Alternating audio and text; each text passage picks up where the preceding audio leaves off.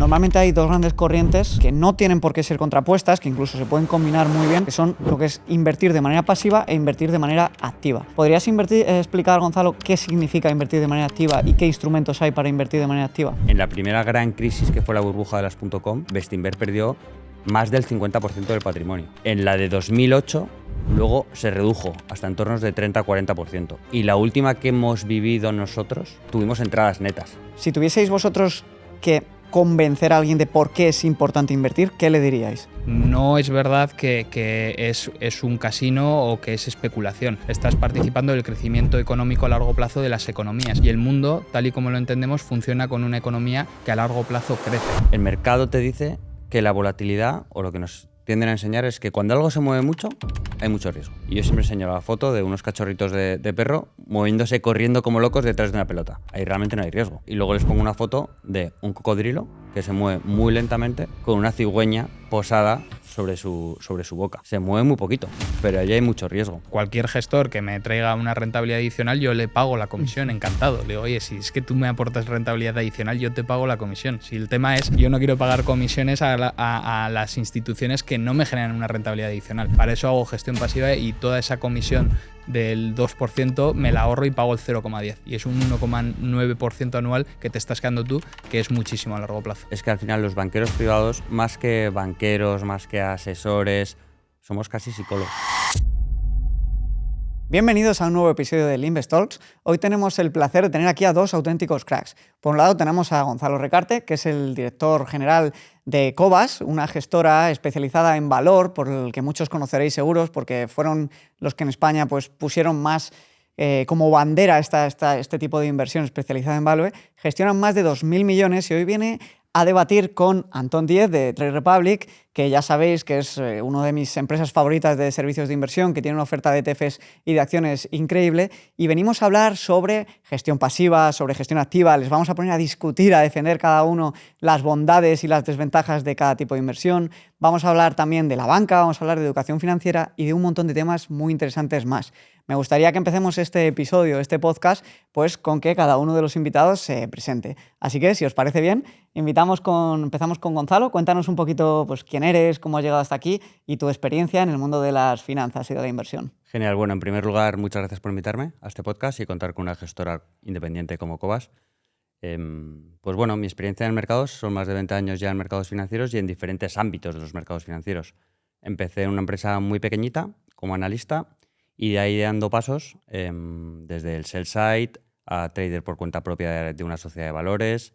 He estado también como analista fundamental, relación con inversores de Telefónica, hasta el 2017, que me incorporé al proyecto de Cobas, en el que empecé fundando el proyecto Value School de educación financiera, que luego si quieres profundizamos un poco, en la parte de estrategia comercial y finalmente desde este año 2024 como director general a cargo de todo lo que es la parte de compliance legal, relación con inversores, todo lo que es la estructura societaria que es necesaria para gestionar inversiones. Me encanta porque has podido ver el mundo financiero desde un montón de ángulos y perspectivas distintas, ¿no? Que a veces estamos sesgados, pues el que es analista pues está muy especializado en un tipo de trabajo dentro de la inversión, pero tú has trabajado con particulares, haciendo análisis financiero y patrimonial, también eran gestoras en empresas, con lo que estoy seguro que nos puedes aportar mucho y luego te preguntaré un poquito más de algunas de las etapas.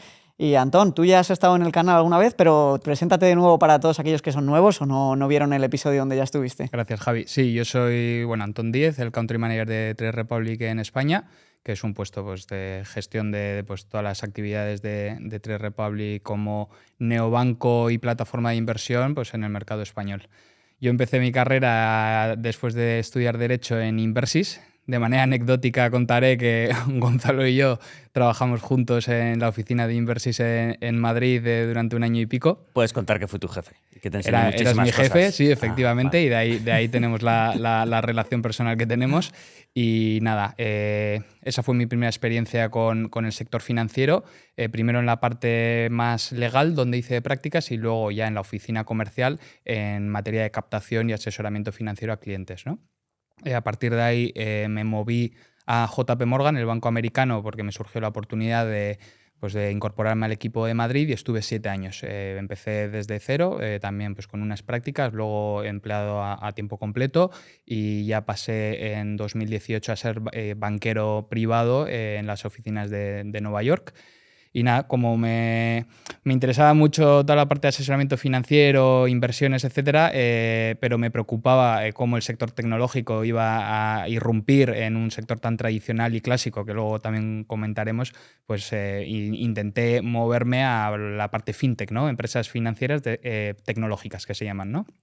Y nada, en 2021 me incorporé a Trade Republic, previo un paso de 7 meses en Klarna, que es otra empresa fintech sueca, que no me llamó mucho la atención porque no era en la parte de las inversiones. Pues bueno, en octubre del 2021 pasé a Trade Republic y he tenido distintas funciones durante los últimos 3 años hasta que desde el año pasado soy el Country Manager de España. Súper interesante. Hoy vamos a debatir entre corrientes de inversión, vamos a hablar de algunos modelos que quizá no nos gustan tanto, pero al final yo creo que todos tenemos una misión común, estemos en el lado de las finanzas que tenemos, y es animar y apoyar a la gente para que pueda lanzar a invertir con seguridad, porque se vienen una serie de problemas macroeconómicos bastante importantes, ¿no? Si tuvieseis vosotros que convencer a alguien de por qué es importante invertir, ¿qué le diríais? Bueno, yo le diría 2 cosas y son bastante obvias y las hemos dicho un montón de veces, pero creo que hoy en día se están viendo de manera más evidente en el día a día de la gente, ¿no?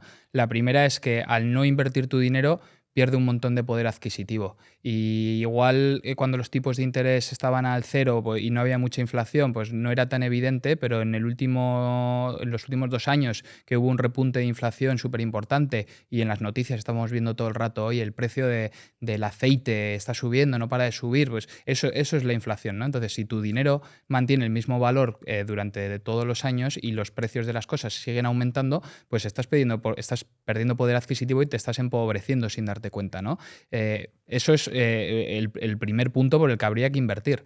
Y el segundo punto que yo destacaría es que tú cuando inviertes en la economía, ¿no? de los distintos países y inviertes en empresas que facilitan bienes y servicios que todo el mundo consume. No estamos especulando, no es un casino. Simplemente esas empresas existen porque ofrecen algo a la sociedad que la sociedad consume, ¿no? Entonces, esas empresas, según van evolucionando en sus negocios, van creciendo, ¿no? Incluso solo por el impacto de inflación. Si todos los años van subiendo un poco el precio porque el precio de los materiales que utilizan sube y los salarios suben y tal, pues el valor relativo de esas acciones en la bolsa va a ir subiendo relativamente solo con la inflación. Si encima inviertes en empresas ganadoras que desarrollan nuevos productos, innovación como la inteligencia artificial, etcétera, pues participas de ese crecimiento económico, ¿no? Entonces, no es verdad que es un casino o que es especulación. Estás participando del crecimiento económico a largo plazo de las economías y el mundo, tal y como lo entendemos, funciona con una economía que a largo plazo crece. Eso es así. Entonces, al invertir, tú participas de ese crecimiento económico y te beneficias. O sea, tú acceder a la inversión te permite beneficiarte de que tu dinero se vaya revalorizando con el tiempo en línea con el crecimiento de la economía. Entonces, todo el mundo debería poder beneficiarse de eso porque te ayuda a cumplir tus objetivos personales, te ayuda a cumplir tus objetivos financieros. Es una manera de no empobrecerse y es un instrumento que está ahí, que ahora está disponible para todo el mundo gracias a pues, plataformas como Trade Republic, pero que hasta hace muy poco estaba solo destinado a los grandes patrimonios, ¿no? Ahora es posible y todo el mundo debería hacerlo. Estoy totalmente de acuerdo y al final muchas veces nos quedamos enganchados en qué invertimos exactamente y eso hace que nos paralicemos y no invirtamos. Y para que la gente entienda lo que es invertir con seguridad, normalmente hay 2 grandes corrientes que no tienen por qué ser contrapuestas, que incluso se pueden combinar muy bien, que son lo que es invertir de manera pasiva e invertir de manera activa. ¿Podrías explicar, Gonzalo, qué significa invertir de manera activa y qué instrumentos hay para invertir de manera activa? Yo siempre pongo el mismo ejemplo.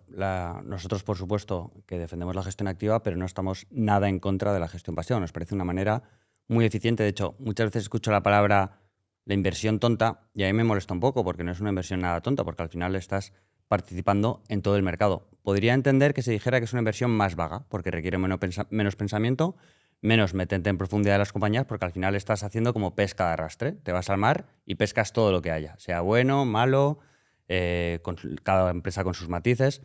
La gestión activa lo que busca es buscar nichos de mercado más concretos. Es decir, tú tienes un índice, hay varias formas de gestión activa. La gestión activa clásica de la banca, que yo he vivido mucho y es algo que no defiendo, por ejemplo, es aquellos gestores que se compran el índice y lo único que hacen es cubrir la exposición al mercado con futuros, que es lo que se llama la beta. ¿Vale? Es decir, compras el IBEX 35, compras todos los valores del IBEX 35 y gestionas el tener más o menos exposición con futuros. ¿Vale? Eso es un tipo que encima suele tener una comisión bastante elevada, que no sé si luego vamos a hablar de las comisiones. Luego hay otra gestión que lo que busca es activa, que lo que busca es incrementar o sobreponderar determinados sectores dentro de un índice, porque te permite seleccionar si ahora crees que viene un ciclo positivo en consumo, por ejemplo, pues inviertes más en esa pata. Crees que va a haber una recesión, inviertes más en defensivo. Se basa básicamente en ir sobreponderando e infraponderando sectores. Y luego estamos los gestores independientes, que nuestro principal leitmotiv, como si dijéramos, es esa independencia, que no tenemos nadie detrás para presionarnos, ni tenemos que defender una rentabilidad ante nadie, ante ninguna institución, que hacemos una gestión global. Global en cuanto a buscamos oportunidades ahí donde las hay. Y nosotros concretamente hacemos value investing. Que también de una manera muy manida se dice que simplemente compramos compañías baratas. No es real, compramos todo tipo de compañías. De crecimiento, no crecimiento, en situaciones especiales, pero siempre con el matiz que entendemos que el precio está muy por encima, que el valor está muy por encima del precio al que estamos comprando el activo. Y es donde creemos que aportamos valor a largo plazo. ¿Cuándo suele brillar la gestión en valor? Porque no en todas las épocas, ¿no? Puede ser el tipo de inversión que más beneficiado se vea por el mercado. Bueno, históricamente, si ves las últimas correcciones del mercado, ahí es donde realmente lo hacemos bien. Es la típica frase de Warren Buffett de cuando baje la marea veremos quién lleva bañador. Y un ejemplo muy claro y hace recientemente poco fue el 2022, que estoy harto de escuchar que fue un año malísimo para los mercados. Es cierto que incluso la cartera permanente, es decir, ese tipo de estrategias que históricamente en cualquier entorno han funcionado bien, incluso en el 2022 lo hicieron mal. Y nosotros y nuestra competencia o compañeros de viaje, otros inversores en valor, lo hicimos bien y extraordinariamente bien, con rentabilidades superiores al 10%, cuando todo el mercado caía. Eso viene dado porque normalmente nuestra beta, nuestra exposición al mercado, que es del 0,7 en nuestro caso, ahora histórica, es decir, que es el mercado, ¿esto qué quiere decir lo de la beta? Es cuando tú compras un fondo de gestión pasiva, si el mercado se mueve, el mercado al que está referenciado ese fondo se mueve un 1%, tu fondo se mueve exactamente un 1%. En nuestro caso, si nuestro benchmark, que tenemos benchmark por tener, porque la legislación lo establece, por nosotros no tendríamos benchmark, cuando el mercado se mueve un 1%, nosotros movemos un 0,7%. Y así lo vas extrapolando. De tal manera que cuando caemos solemos caer menos. Y encima los flujos de capital suelen ir hacia valores más defensivos, que son los que históricamente tenemos más en cartera. Entonces, a tu respuesta, solemos hacerlo bien cuando el mercado sube, pero un poquito peor que el mercado, como es este año, por ejemplo, en el año 2024, que llevamos un 18% aproximadamente, pero cuando cae somos bastante más defensivos. Luego entraremos a ver cómo veis las perspectivas de bolsa y si creéis que es buen momento, ¿no?, para estar expuestos al tipo de inversión en valor, que es muy interesante.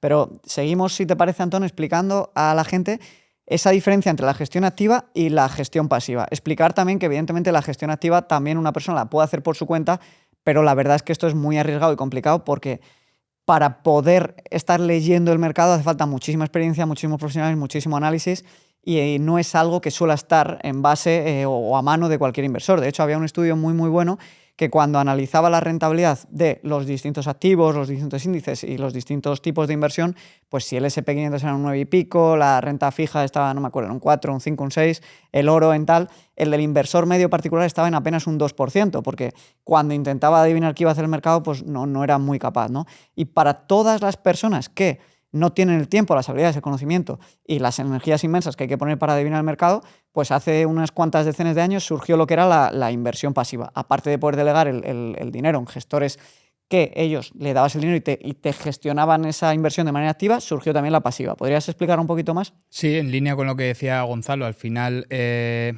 el conjunto de bolsas y productos cotizados tienes la creación de índices. Al final los índices se crean, ¿no? Y tú puedes decir, oye, quiero hacer un índice de la bolsa mundial, quiero hacer un índice de la bolsa emergente, quiero hacer un índice de la bolsa española. Entonces, una vez que has creado los índices, puedes crear instrumentos financieros que replican la evolución de ese índice y que no tienen ningún gestor que toma decisiones de sobreponderar o infraponderar valores, ¿no? Simplemente tú haces lo mismo que hace el índice después de comisiones. Obviamente un índice como tal no tiene comisiones, el instrumento que siga el índice suele estar ligeramente en términos de rentabilidad por debajo del índice porque hay una serie de comisiones que aunque sean muy bajas, pues van quitándose de la rentabilidad, ¿no? Entonces, la gestión pasiva te permite de manera muy sencilla y automatizada seguir la evolución de estos índices o las bolsas mundiales o otro activo que tú decidas invertir, ¿no? Esto en realidad es muy interesante porque si nos ponemos en antecedentes, en España solo el 28% de los adultos invierte. Entonces, hay un montón de gente que no se está beneficiando de lo que mencionaba al principio, ¿no? Combatir la inflación y hacer que tu dinero se revalorice. Además de esta gente que invierte, muchos lo hacen a través de productos de inversión comercializados por el sector financiero tradicional, que suele venir asociado a comisiones muy elevadas y a una ausencia de gestión real, ¿no? Que también mencionaba Gonzalo anteriormente, ¿no? Pues si tratas de replicar el índice y luego tienes más o menos exposición al mercado utilizando productos derivados. Eso, no, en mi opinión, no es una gestión activa real, sino que simplemente estás asumiendo comisiones muy elevadas por replicar un índice y lo podrías hacer realmente con la gestión pasiva. Entonces, a mí, para toda esta gente que tiene productos de inversión con comisiones muy elevadas y sin ausencia de gestión activa real o que no invierten, la gestión pasiva me parece una muy buena solución para tener esa exposición a largo plazo a la evolución de las bolsas y de la economía mundial, ¿no? Porque te permite hacerlo sin tener que destinar grandes cantidades de dinero. Lo haces con unas comisiones muy, muy bajas. Por ejemplo, hay ETFs que siguen la evolución del S&P 500, que es el índice de las 500 mayores empresas americanas, que cuesta un 0,03% anual. Eso es increíble. Y lo puedes comprar además desde €1. Eso hasta hace muy poco no existía. Entonces, toda esta gente que está convencida de que tiene que invertir a largo plazo porque le va a venir bien, pero ha tenido malas experiencias con otros productos de inversión o le da un poco de miedo, puede empezar invirtiendo con una gestión pasiva que es muy sencilla de entender. Simplemente replicas la evolución de las bolsas, no requiere grandes patrimonios y no estás incurriendo en muchas comisiones, ¿no? Y de ahí ya vas construyendo un poco pues, tu opinión sobre las inversiones, puedes entrar a valorar otro tipo de estrategias de inversión, como puede ser la de Cobas, y pues puedes ir evolucionando como inversor, ¿no? O sea, no siempre tienes que quedarte 100% en gestión pasiva, no siempre tienes que estar siempre en los mismos activos, tu filosofía de inversión y tu opinión sobre las inversiones va evolucionando. Lo que sí que creo que también es muy interesante de la gestión pasiva es cómo ha ido progresando en los últimos años. El punto de partida era el seguimiento de los mayores índices. Ahora estamos viendo una gestión pasiva mucho más nicho, ¿no? Porque ahora te permite, con un ETF de gestión pasiva, seguir un sector en concreto, ¿no? Puedes seguir un sector de inteligencia artificial, puedes seguir un sector de mineras. O sea, hay una oferta increíble de productos de gestión pasiva, pero que ya te permiten enfocarte en distintos segmentos. Y eso ha hecho que gente más sofisticada en el mundo de las inversiones empiece a invertir a través de productos de ETFs de gestión pasiva, porque te da esa posibilidad de tener un objetivo mucho más concreto y hacerlo de manera diversificada y con muy pocas comisiones, y no tienes que entrar en comprar tú los valores directamente y simplemente pues compras un sector concreto de la bolsa, ¿no? Por terminar de clarificar lo que ha explicado Antón, que lo ha explicado súper bien, al final, cuando compras un índice, lo que estás comprando no es algo estático, no son las 500 empresas más grandes de Estados Unidos en ese momento y para siempre, sino que el índice va rebalanceándose y si una sale, entra y va jugando con los pesos en función de su crecimiento o no. Y lo bueno de esto, como decía Antón, es que se puede automatizar, se pueden bajar mucho las comisiones y sobre todo te da una foto muy completa durante muchos años de cómo ha rendido ese índice en concreto. El S&P 500 tú puedes ver pues, los últimos 100 años cómo ha ido funcionando, ¿no? Esto en la gestión activa, para mí me parece que es una pequeña desventaja que me gustaría que explicases cómo salvarla para hablar de las otras bondades que tiene, y que son muchas, porque cuando uno ve la gestión activa y ve gestores muy brillantes como los que tenéis en Cobas con Paramés a la cabeza, ves que ha tenido periodos con mucha rentabilidad, incluso superior a los índices, pero te puede dar un poquito de miedo que al gestor en concreto igual se le vaya la cabeza en el próximo ciclo, ¿no? Y la rentabilidad se vaya un poquito al garete, ¿no? No está tan automatizado, no es tan fría. Eso evidentemente también, esa manualidad y esa flexibilidad supongo que os da otras muchas ventajas. Ellos lo llaman artesanal. Vale, y más allá de Paco es que hay un equipo detrás que permite que esos sesgos emocionales que puede tener un gestor a la hora de invertir se vean un poco rebajados o casi completamente. Pero yo, si me permites, quería matizar un tema importante de lo que ha dicho de la gestión pasiva, porque yo creo que para empezar a invertir en bolsa, la gestión pasiva tiene un factor emocional muy importante que lo veo muy bueno, porque la gestión activa no es para todo el mundo. Como he dicho en un momento antes, requiere de un conocimiento y es entrar tanto en las tripas de una compañía que muchas veces tienes que estar preparado para durante bastante tiempo quedarte con cara de tonto, porque te puedes ver ahora mismo con las Magníficas 7 que el mercado sube, y si tu fondo no tiene ninguna de esas compañías, sube bastante menos. Entonces, emocionalmente, como es algo que hace todo el mundo y estás comprando todo, es más fácil llevarlo, porque si el mercado sube, tú subes, si el mercado baja, tú bajas. En la gestión activa eso no es así. Y luego, volviendo un poco a cómo gestionamos y cómo intentamos aportar valor, pues básicamente ya te he dicho que es un proceso bastante artesanal. En el equipo de inversión tenemos 7 personas, una en Singapur, que empezó básicamente porque nuestro fondo hace años era un fondo principalmente con sesgo europeo, y mandamos una persona a Singapur con el simple hecho de ver qué se estaba haciendo ahí que pudiera llevar a complicaciones a las empresas locales, para conocer un poco el mercado local. Y como he explicado en alguna conferencia, el mundo sigue evolucionando y ahora donde vemos mucho crecimiento es el mercado asiático. Tenemos a Estados Unidos creciendo al 1%, Europa creciendo al 1-2% y realmente los países asiáticos tirando. Entonces ahí están surgiendo bastantes oportunidades. De hecho, luego si quieres te detallo un poco más, pero a día de hoy tenemos incluso un 14-15% de la cartera invertida en Asia. Pero bueno, el proceso de inversión, como generamos valor, empieza por la generación de una idea, va de uno individual. Cada analista busca ideas de inversión, sus fuentes suelen ser la lectura, son gente que se tira todo el día leyendo, reuniones con el sell side, conferencias de las propias compañías, analizar la cadena de valor. Tú cuando inviertes en una compañía de barcos o te metes ya en toda la cadena de valor para analizar esa compañía, oye, quién le hace los materiales al barco, ese barco a dónde se dirige, a qué puerto llega, qué tipo de mercancías lleva, vas analizando toda la cadena de valor y en análisis de esa cadena te van surgiendo nuevas ideas, incluso de empezar comprando una compañía y acabar conociendo a una de su competencia que es mejor y la acabas comprando.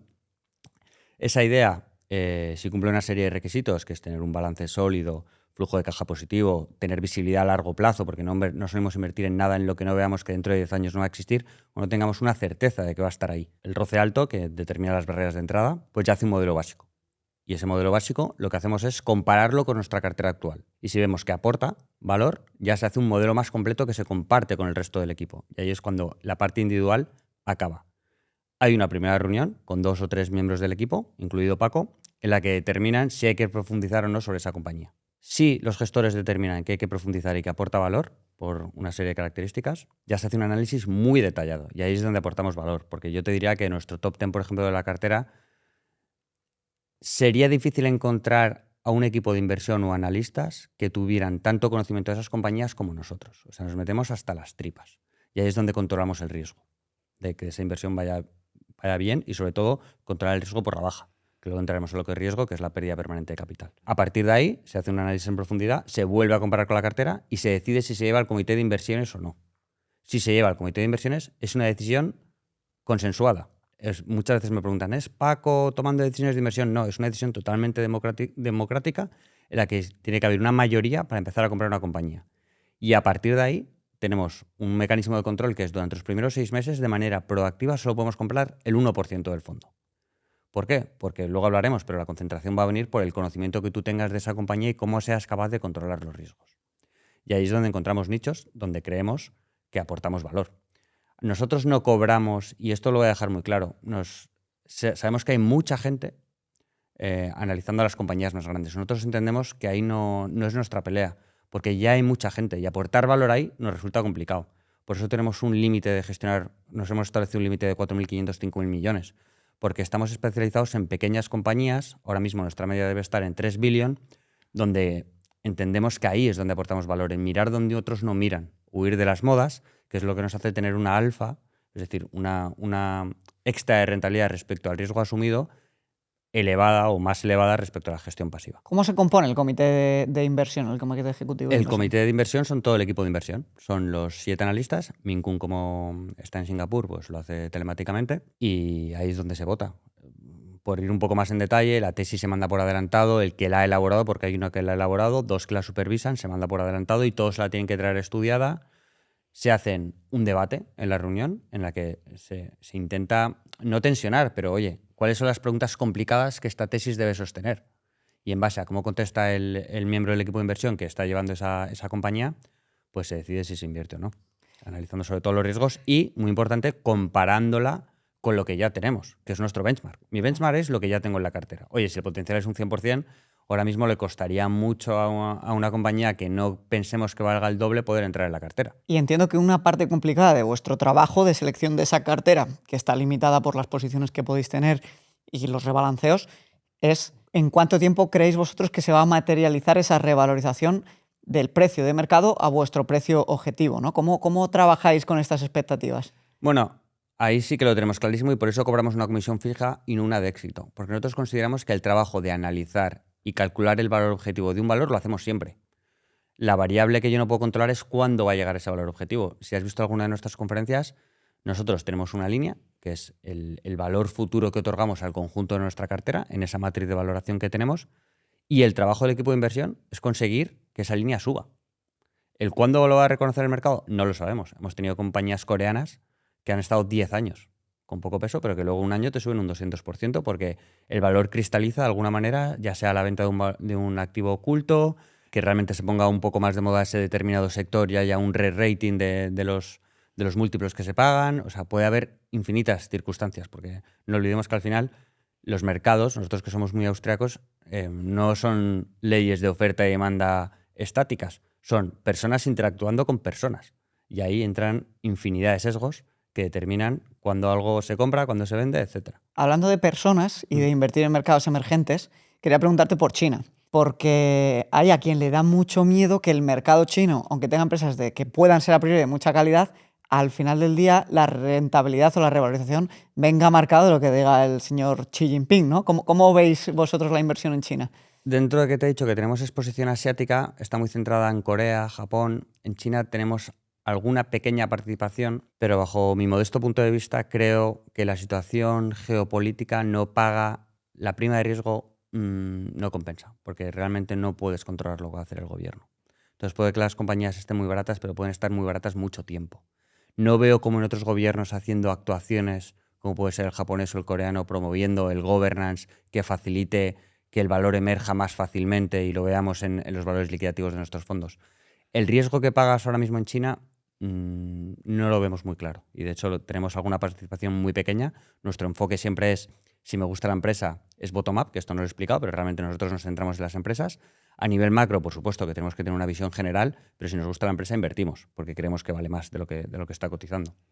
Pero en este caso, el riesgo geopolítico creo que no compensa y no se están tomando grandes decisiones al respecto. ¿Y qué peso tiene el análisis del sector a nivel mundial junto con el análisis de la empresa? Porque entiendo que una empresa puede ser muy buena, tener muchas barreras de entrada, pero si se está penalizando mucho un sector, ¿no? Está de un poco de capa caída, puede peligrar ese horizonte temporal hasta que se materialice. Ahí nosotros más que... Es cierto que empezamos analizando una compañía, pero como he tratado de explicar, al final tú analizas toda la cadena de valor y uno de los factores fundamentales es el sector. Y nosotros nos enfocamos mucho en el ciclo de capital. Uh-huh. Es decir, por ejemplo, llevamos años hablando de la escasa inversión que está habiendo en el mundo del petróleo. El petróleo, la demanda va a seguir creciendo y la oferta, por el declino y por otros muchos factores, va a ir bajando. Y sin inversión, el precio acabará subiendo. Y sin tener una exposición directa al equity, porque nosotros invertimos en servicios, en transporte, o sea, no solo en lo que es el precio del Brent, que ahí puede ser un 8 o un 9%. Pero si no hay inversión, nosotros somos especialistas en acudir donde no está habiendo inversión para que eso tenga un re-rating y se vuelva a revalorizar. Hay, como he dicho, son personas tomando decisiones de inversión. Ahora está toda la agenda de venta 30, todo el contra los recursos fósiles, y ahí es donde nosotros creemos que puede haber un valor a largo plazo. Por ponerte un ejemplo de ciclo de capital, de donde no está yendo el dinero, donde vamos nosotros porque creemos que hay una oportunidad. Bueno, Antón, una de las grandes desventajas que nos dicen que tiene la gestión pasiva es que en ningún momento puedes controlar la volatilidad. Es decir, que te puede venir una década perdida como la del 2000 al 2010, donde el SP500 en el 2000 pues cayó un 40% con la burbuja tecnológica en el 2002 y cuando recuperó en máximos en 2008 o en 2007 volvió a caer.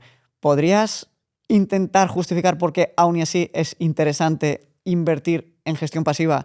Y tú personalmente, ¿qué diferencia ves entre la volatilidad y el riesgo absoluto que implica un tipo de inversión?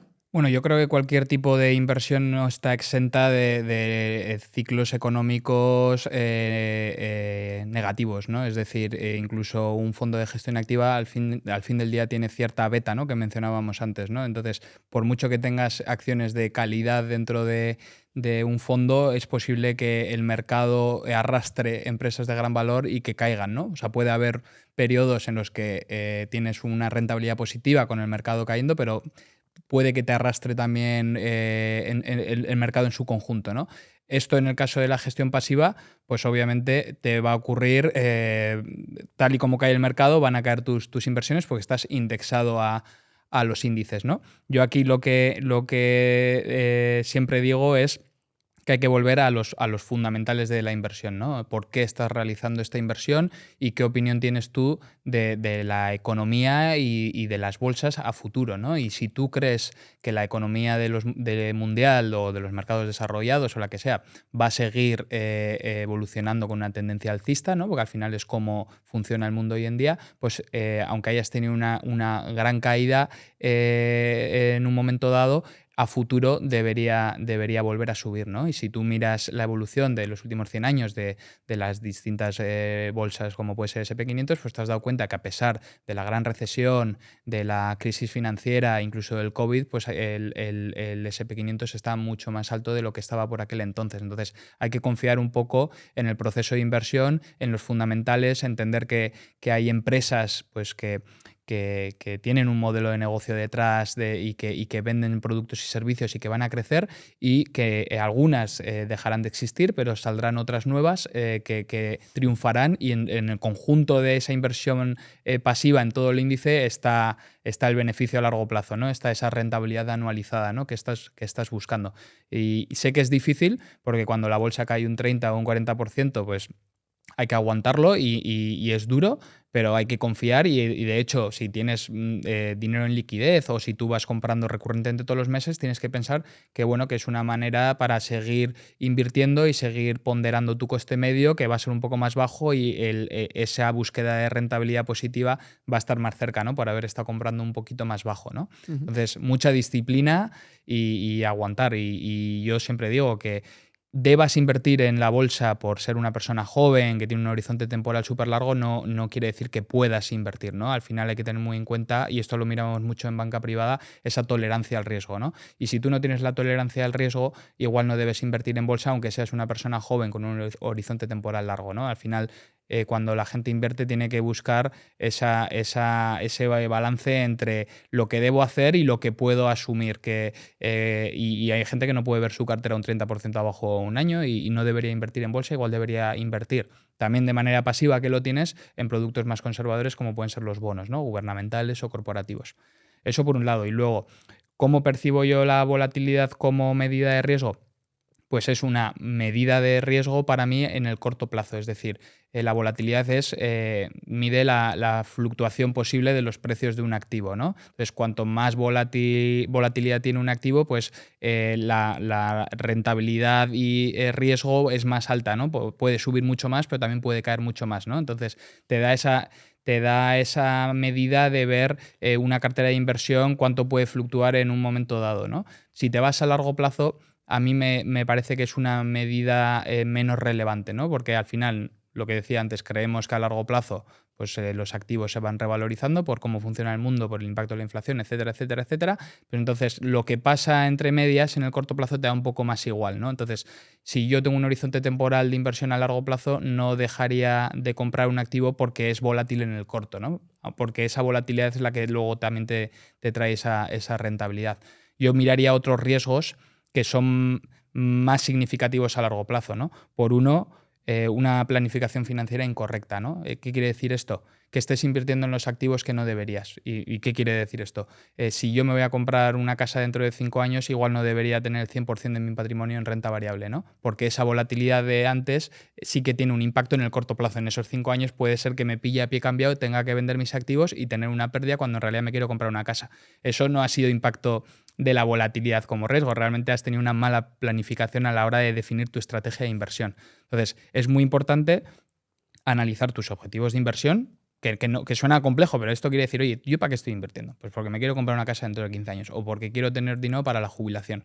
Y en base a eso ya sabes el horizonte temporal de inversión que tú tienes. Y en base a eso puedes asumir invertir en los activos de mayor riesgo. Entonces, una buena planificación y una buena definición de esa estrategia de inversión es clave y no hacerlo bien es arriesgado. Y esto, ¿cómo lo vinculo a la hora de elegir los activos en los que inviertes? Porque al final, entre el 85 y el 95% de tu rentabilidad y tu riesgo a largo plazo viene determinado por qué activos inviertas. Por el tipo de activo, renta variable o renta fija, bolsa americana o bolsa europea. Eso es lo que determina tu rentabilidad a largo plazo, independientemente de que luego lo hagas con gestión pasiva, lo hagas con gestión activa. La rentabilidad viene determinada por el tipo de activo. Eso es muy importante. Entonces, esa definición de cómo vas a invertir a largo plazo es clave. Luego otra, el impacto de las comisiones.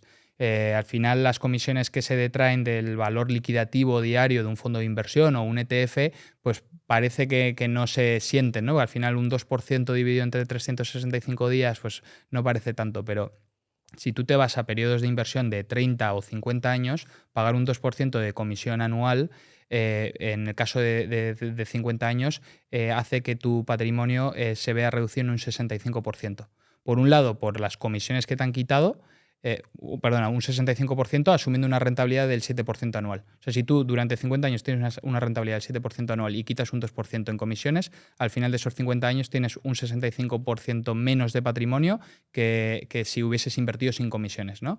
¿Y esto por qué? Por un lado, porque te van quitando todos los años el 2%, pero por otro lado, ese 2% que te han quitado cada año no te genera más rentabilidad, ¿no? Y hace que ese efecto del interés compuesto que tú, Javi, explicas muy bien, pues no se dé de manera tan obvia, ¿no?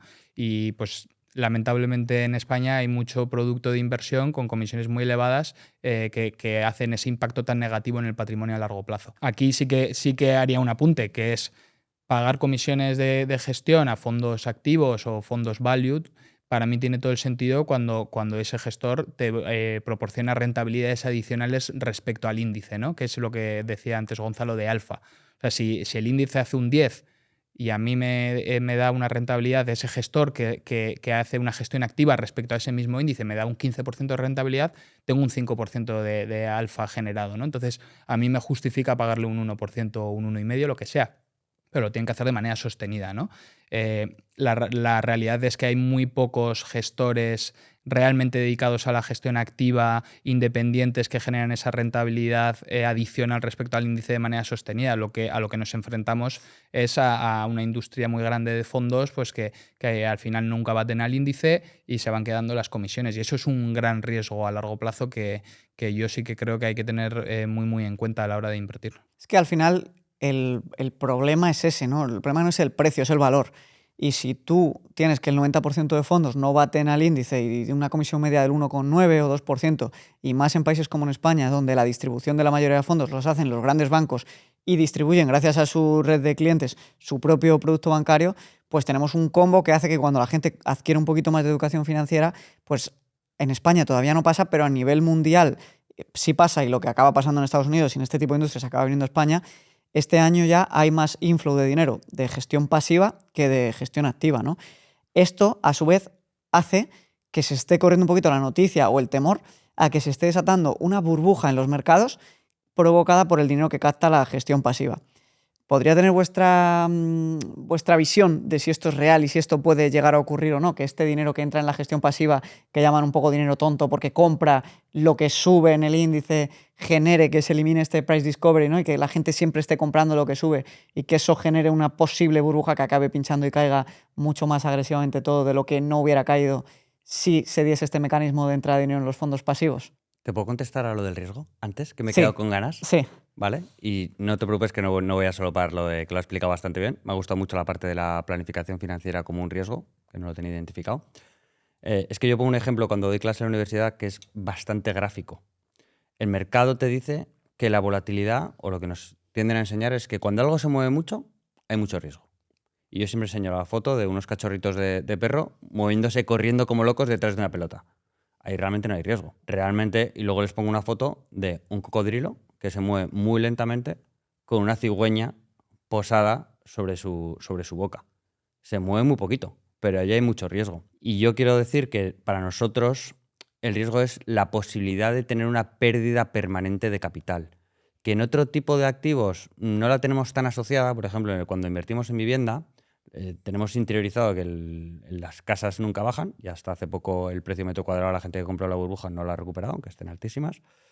Pero en bolsa seguimos asociándolo a que algo se mueva, y realmente el riesgo que tienes, si conoces bien una compañía, si conoces bien sus activos y tienes un conocimiento profundo, es la capacidad de que te hagan una ampliación de capital que te diluya, es decir, que realmente parte del equity que has puesto lo pierdas. Yo por matizarlo, que no es que las cosas se muevan mucho, porque para mí es una de las principales razones por las que estamos tan invertidos en activos, incluso te diría de más riesgo, porque hay varios estudios que demuestran que la renta variable, el equity, a más de 5 o 7 años tiene incluso menos riesgo en cuanto a la posibilidad de perder dinero que los bonos en determinados entornos.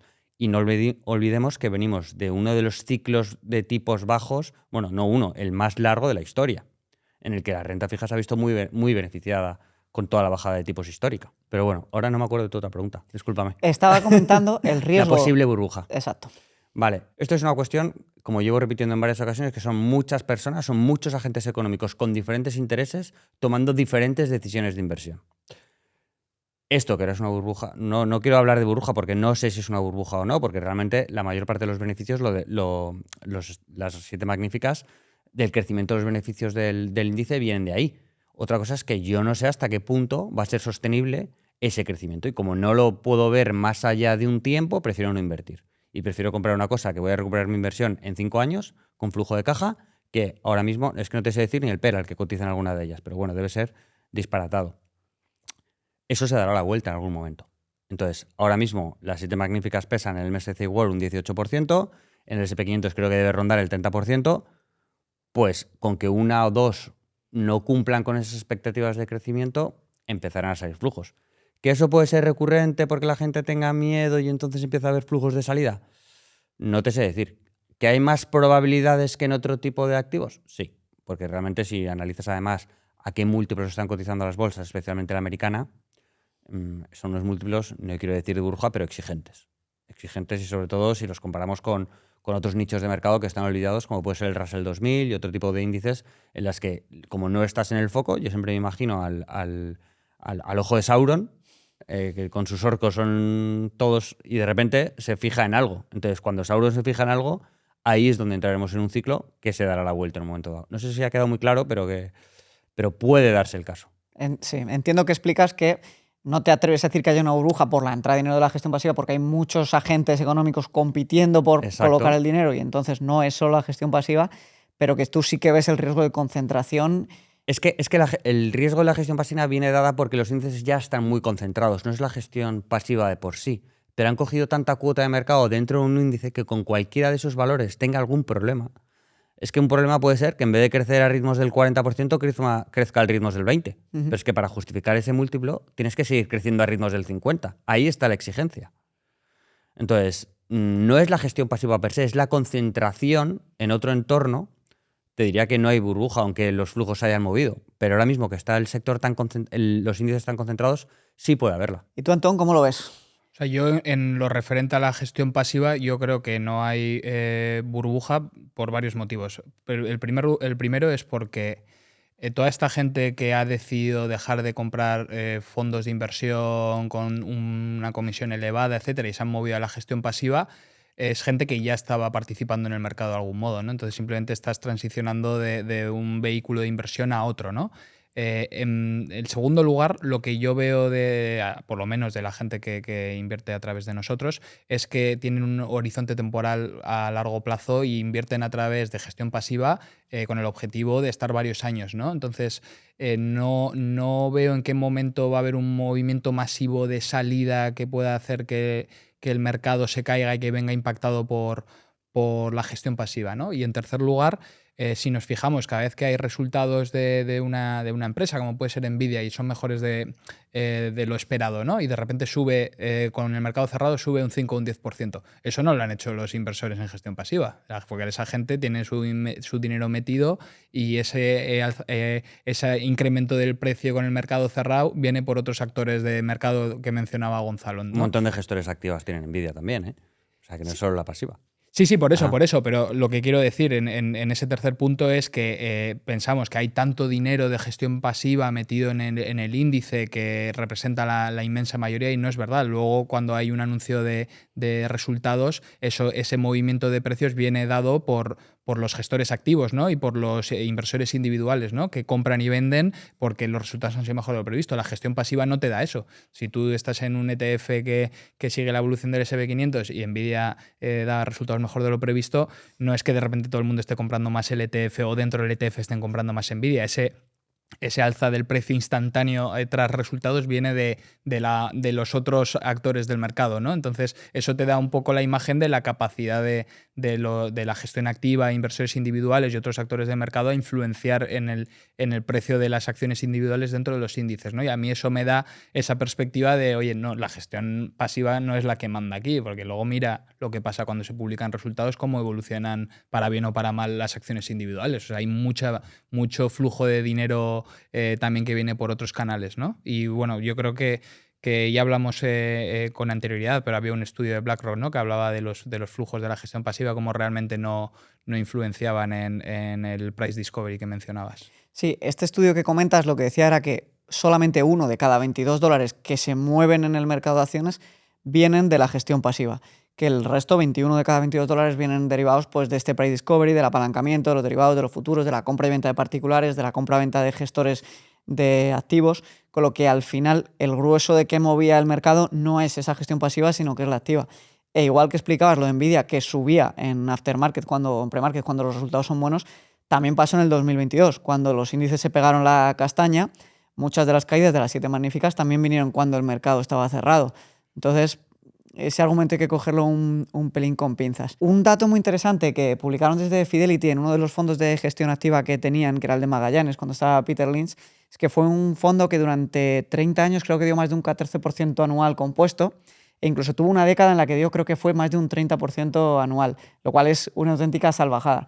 Y en cambio, decían que el partícipe medio perdió dinero en este fondo, porque iba entrando, saliendo y entonces utilizaba su propia gestión activa ya no con acciones, sino con las participaciones de un fondo que era totalmente exitoso. ¿Tenéis vuestros datos en Cobas de si esto ocurre con los partícipes? ¿Cuál es el comportamiento medio? ¿Y tienes algunos consejos para evitar que la gente, incluso con instrumentos tan buenos como el vuestro y rentables, decidan, aunque os den entre comillas el control, cogerlo él y estar decidiendo cuándo entran y cuándo salen? Pues esta pregunta me da para hablar una hora. Precisamente ese informe fue lo que nos hizo en 2017, desde la experiencia de la anterior casa de Paco, montar Value School. Porque nuestra intención cuando montamos Value School es intentar que el viaje del inversor con nosotros fuera más llevadero y no sufriera tanto. Luego el proyecto derivó, no queríamos ligarlo a la gestora y montamos una entidad independiente a la que invitamos a la competencia y lo que promovemos es la gestión independiente, no solo Cobas, de hecho Cobas es lo que menos sale, pero fue el origen, por mencionarlo. Y datos, sí tengo datos. Tengo muchos datos, sobre todo de 3 grandes crisis, que es que además Paco las transmite, en su libro lo transmite también. En la primera gran crisis que fue la burbuja de las .com, Bestinver perdió más del 50% del patrimonio de inversores que salieron. En la de 2008, luego se redujo hasta entornos de 30-40%. Y la última que hemos vivido nosotros, que fue con la del COVID, tuvimos entradas netas, para que veas un poco cómo ha evolucionado la bolsa y el conocimiento de los inversores, sabiendo este concepto del que hablaba antes, que volatilidad no es riesgo. O sea, nosotros, cuando habláis de ineficiencias, flujos, etcétera, nosotros obviamente pensamos que el mercado es ineficiente y todos esos grandes movimientos que el mercado, que es esquizofrénico, tiene a corto plazo, es donde nosotros encontramos valor. Pero sí, datos sí, porque la gente ha salido, salió. Creo que podcasts como el tuyo, la labor, por supuesto, de Value School, entidades como Trade Republic. No quiero decir estoy deseando que pase algo porque no lo deseo. Quiero que la bolsa siga subiendo, que el ahorro siga creciendo, que la acumulación de capital se mantenga, pero vendrá. Y es inevitable que en un momento dado una caída vendrá. Y ahí es donde se va a ver si realmente estamos haciendo algo por la sociedad o nos queda mucho recorrido todavía. Pero sí, datos tengo. Entiendo que cuando dijiste que en Bestinver salió un 50% del patrimonio, entiendo que esa salida fue mayor a la propia caída, o sea, que si nadie hubiera vendido, a la caída generada por el mercado. Sí, o sea, es una combinación. Efecto mercado y salida de clientes. Porque es que hablamos de un tema muy importante. Me has preguntado por una recomendación, disculpa que no te he contestado. Luego, otros de los aprendizajes de tantos años en el mercado es que al final los banqueros privados, más que banqueros, más que asesores, somos casi psicólogos. Y eso es verdad. Porque nosotros, mi labor y lo que yo le transmito al equipo es tenemos que hacer que la gente que invierta con nosotros sufra lo menos posible. O sea, si llegamos a que disfrute, genial. Pero es que hay una cosa que se llama la rentabilidad emocional. Y yo aquí al equipo se lo explico. Imagínate un fondo que gana un 8% anual. Ha ganado un 8%. El mes 1, enero más 2%, febrero menos 3, marzo más 4, abril. No estoy haciendo la suma, pero con altibajos, acaba en un 8%. Está demostrado que si solo lo ves una vez al año, tu rentabilidad emocional es exactamente igual a tu rentabilidad financiera. Has ganado un 8%. El tío que se mete cada mes, es decir, que tiene 12 observaciones al año, tiene una rentabilidad financiera del 8, que esa no va a cambiar, pero una rentabilidad emocional que ya casi es negativa. O sea, él emocionalmente ha sufrido tanto que ya empieza a ver que casi no le compensa invertir en este fondo. Y ya, si tenemos al típico, no quiero hablar friki, pero una persona que está obsesionada con sus inversiones, que es obsesivo, y se mete 250 veces, ya llega a doble dígito la rentabilidad negativa. A ese cliente, a ese partícipe, a ese ahorrador lo has perdido en tu clase de activo. Y ahí es donde nosotros hacemos mucho énfasis en, lo ha mencionado Antón muy bien, planes de ahorro, tener tus cajitas de ahorro y saber a qué tipo de activo invertir esas cajas, y tener un plan. Quien no tiene un plan acaba haciéndolo mal a largo plazo. Conozco infinidad de inversores que eran inversores a corto plazo que se acaban convirtiendo en inversores a corto plazo. Esto de mi experiencia en el trading. Yo esto es una posición de trading. Y como va mal, pues bueno, ya se ha convertido a largo plazo. Y entonces lo que tenemos que trabajar mucho es la parte psicológica, los sesgos. Hay muchísimo de efecto rebaño, que yo creo que la gestión pasiva lo suple muy bien, creo que lo mencioné antes, porque todos hacemos lo que... Al final estás haciendo lo que hace el mercado y no te vas a ver fuera.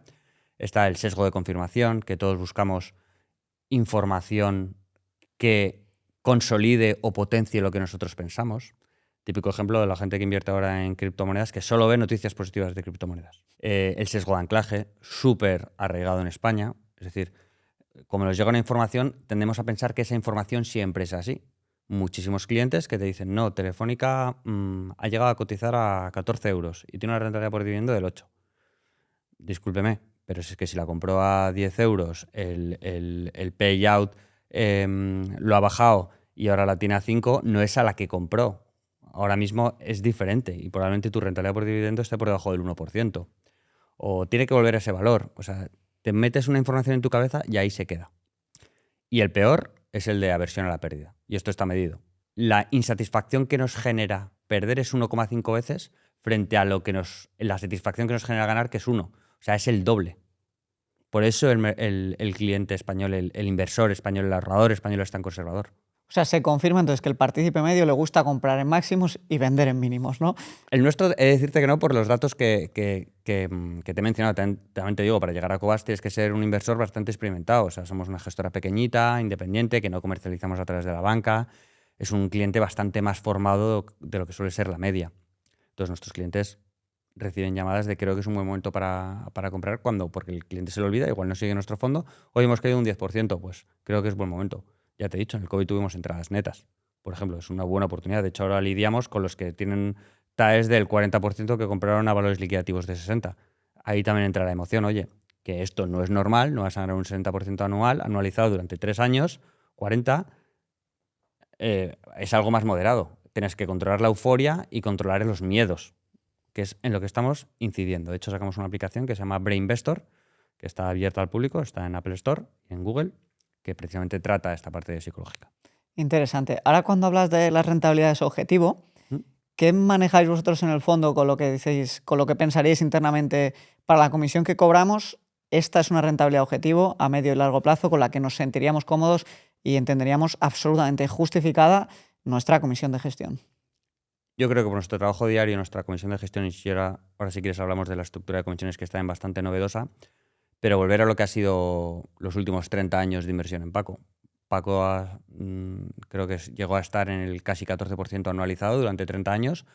Nuestros 2 primeros años en Cobas fueron realmente mejorables y bajó al torno del 12%, pues estar en un 13-14% es lo que consideraríamos un éxito. Sería una rentabilidad brutal, 14% componiendo anualmente neta de comisiones. Es la historia, o sea, los datos están ahí, o sea, no, ese sería nuestro objetivo. Antón, ¿tú tienes algún dato que tengáis desde Trade Republic? Como tenéis tanta oferta de ETFs y todo esto, al final la gente se pierde a veces un poco en ir cambiando de uno a otro, ¿son fieles? ¿Qué consejo le darías tú al que utiliza Trade Republic para invertir a largo plazo? Bueno, nuestro tipo de cliente más habitual en la parte de inversiones es gente bastante joven que hace compras recurrentes, ¿no? Y al final es un poco lo que nosotros decimos a la gente, ¿no? No solo ahorres, sino que ahorra e invierte. Entonces la gente cuando ahorra, pues cuando recibe su sueldo, su nómina y le queda un excedente mensual, ¿no? Entonces esto se ha popularizado mucho, que se llaman los planes de inversión, que es una compra recurrente de un activo o de varios. Tú puedes elegir un ETF o varios ETFs o incluso acciones o criptomonedas y das una orden de comprar desde €1, o sea, puedes comprar 10 euros semanal, bisemanal, mensual o trimestralmente. Entonces, nosotros el tipo de cliente que vemos es toda esta gente que compra todos los meses y no mira necesariamente la evolución en cada momento, ¿no? Que al final no deja de ser una estrategia de inversión que se llama DCA, ¿no? Dollar Cost Averaging. Y te permite, pues eso, comprar en momentos en que está un poco alto, comprar cuando ha habido una corrección importante y al final a ti lo que te importa es el precio medio de adquisición y ahí eso pues, se ha demostrado históricamente que te ayuda a alcanzar rentabilidades anualizadas pues, de una manera mucho más sencilla. Ese es el tipo de cliente que nosotros tenemos porque al final pues nuestra estrategia divulgativa y de educación y de marketing pues va muy enfocada en la gente joven que tiene inquietudes sobre el futuro de las pensiones, sobre su bienestar financiero a futuro, su posibilidad de adquirir viviendas. Pues toda esta gente está tratando de encontrar maneras más eficientes de rentabilizar sus ahorros, ¿no? Entonces, toda esta gente pues utiliza esta estrategia, que además es un súper caso de éxito en Europa, porque, por ejemplo, en Alemania, de donde somos nosotros, todo el tema de planes de inversión a través de ETFs es un súper caso de éxito. De hecho, a finales del año pasado había 200.000 millones de euros invertidos en ETFs y 130.000 millones de ellos venían de Alemania solo, y todo a través de los planes de inversiones. Y hay estudios que indican que los planes de inversiones se van a multiplicar por varias veces en los próximos años, porque es una manera muy sencilla y fácil de invertir que hasta ahora no era una posibilidad para la mayoría de la gente, ¿no? Sí que es cierto que con la subida de tipos de interés del Banco Central Europeo, que los llegaron a tener al 4%, pues hemos empezado a traer a un ahorrador más tradicional hacia la plataforma. Entonces eso sí que nos ha elevado un poco la edad media de los clientes. Pero bueno, ahora están cayendo los tipos de interés otra vez. Ahora están al 3,25. Nosotros trasladamos el 3,25% anual a todos los clientes hasta 50.000 euros sin tener que cumplir ninguna condición y seguimos atrayendo a mucho ahorrador. Pero sí que mi objetivo como responsable en España, y por eso estoy aquí, también traemos a Gonzalo y todo, es divulgar sobre la importancia de invertir, ¿no? A mí me parece una pena que ese ahorro se quede en efectivo mientras siguen bajando los tipos de interés, que probablemente bajen al 2,5 o al 2 para el año que viene. Entonces me da mucha pena que no seamos capaces de estos clientes de decirles que invertir no es un casino, que en realidad es una herramienta para ellos y les va a traer bienestar financiero en el futuro, ¿no? Entonces, pues incidir otra vez en la importancia de invertir, seguir apoyando pues, la creación de contenido que haces tú, Javi. Creo que es muy importante para todo este ahorrador que todavía no ha dado el salto.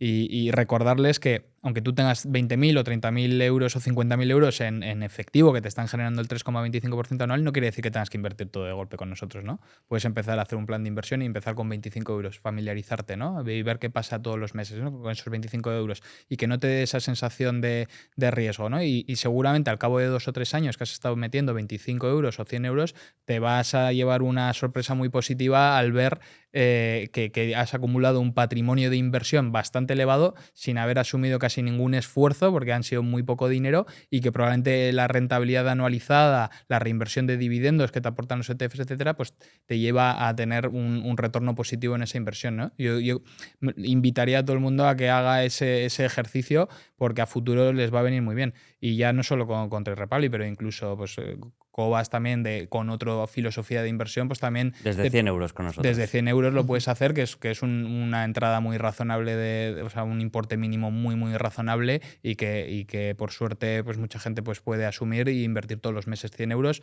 en Cobas o 100 euros con ETFs o una combinación de ambas, ¿no? Si tienes más capacidad de ahorro, tiene todo el sentido. Si esa posibilidad de obtener una rentabilidad anual del 14% por encima de lo que ha hecho igual la bolsa española, por supuesto, pero incluso la bolsa mundial, pues oye, combinar esas dos filosofías pues te da esa exposición al mercado a largo plazo y luego esa exposición a una estrategia value investing que ha demostrado históricamente que tiene valor. Y yo siempre digo, yo soy fanático de la gestión pasiva, pero cualquier gestor que me traiga una rentabilidad adicional, yo le pago la comisión, encantado. Le digo, oye, si es que tú me aportas rentabilidad adicional, yo te pago la comisión. Si el tema es, yo no quiero pagar comisiones a las instituciones que no me generan una rentabilidad adicional. Para eso hago gestión pasiva y toda esa comisión del 2% me la ahorro y pago el 0,10. Y es un 1,9% anual que te estás quedando tú, que es muchísimo a largo plazo. Desde luego que sí. Además, yo creo que la gente, especialmente cuando es joven y empieza, tiene mucho miedo por el momento en el que está a la hora de empezar a invertir. Y es una tremenda tontería, porque si además haces un DCA y empiezas comprando poquito a poco y tienes 30, 35 años y estás invirtiendo a vista 20, 25, 30 años, realmente es indiferente con el capital que vas a acabar metiendo que te caiga un 20 o un 30% al principio. Da igual, porque tú en los siguientes años vas a ir comprando, promediando el precio a la baja, e incluso si en esos primeros años estás comprando a un precio menor o inferior, la rentabilidad a futuro, si lo hacen con una buena gestora o con buenos instrumentos de gestión pasiva, puede incluso llegar a ser más alta. Entonces, yo animo a la gente a que no piense tanto en el momento en el que está, sino a lo que comentabais los dos antes, que ahora os hago alguna pregunta, aprovechando que los dos habéis sido banqueros privados y habéis hecho asesoramiento patrimonial, y que piensen bien en esa planificación patrimonial y para cuándo están invirtiendo y no tanto en el momento actual, ¿no? Que no es tan relevante si uno invierte a largo plazo.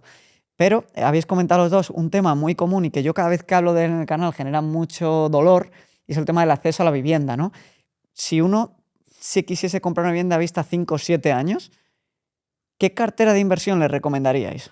Bueno, tendría que ser una cartera un poco más conservadora, ¿no? Porque tú al final, cuando miras la evolución de la bolsa, tienes los ciclos económicos y tienes correcciones importantes, ¿no? Entonces, cuanto más a corto plazo o tu horizonte de inversión es más corto, menos de ese riesgo deberías asumir, ¿no? Porque te puede pillar a pie cambiado. Sí que es cierto que a partir de 10 años, yo vuelvo a datos históricos del S&P 500 como bolsa más desarrollada, pero si tú inviertes desde 1950 al 2023 en una ventana de 10 años, la que sea, aunque cojas el peor momento, a partir de 10 años ya casi no puedes no pierdes dinero con el S&P 500, ¿no? Incluso invertiste en el punto más alto y has vendido en el punto más bajo, pues no pierdes dinero. Entonces, teniendo esa base de horizonte temporal de 10 años para estar 100% en renta variable, más o menos yo lo pensaría, tienes que ir reduciendo un poco el riesgo e ir combinándolo con otros activos más conservadores. ¿Qué son otros activos más conservadores?